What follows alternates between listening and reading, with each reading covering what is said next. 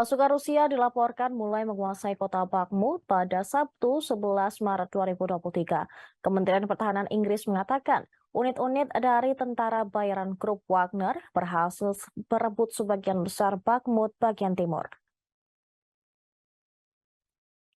Sungai yang mengalir melalui pusat kota Bakhmut sekarang menjadi garis depannya.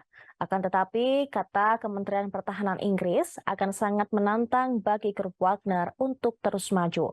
Pasalnya, Ukraina telah menghancurkan jembatan penyeberangan utama di sungai tersebut.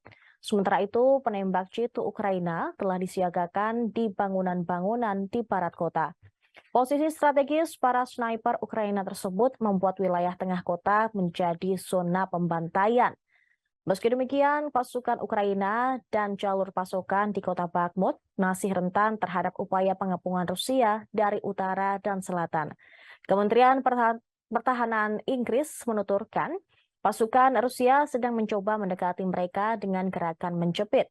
Sementara itu, blogger militer Rusia dan sejumlah akun Telegram pro-Kremlin pada hari Jumat mengklaim bahwa pasukan Rusia telah memasuki pabrik pemrosesan logam di barat laut Bakhmut, yaitu Azov.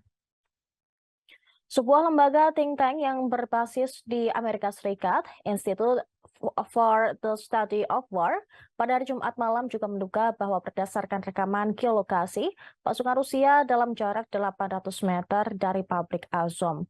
Institute for the Study of War menilai fokus realistis Moskwa adalah untuk merebut pabrik tersebut, bukan mengepung Bakhmut Barat yang lebih luas dengan mencoba merebut desa-desa terdekat.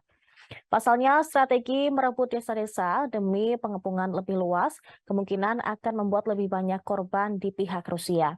Di sisi ini, Ukraina memutuskan untuk terus bertempur dan mempertahankan kota Bakhmut dari gempuran Rusia.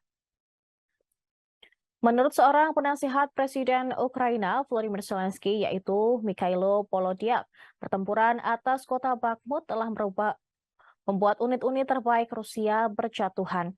Hal itu, menurut Polodyak, bisa mengurangi kekuatan Rusia menjelang rencana serangan balik dari pasukan Ukraina pada musim semi ini.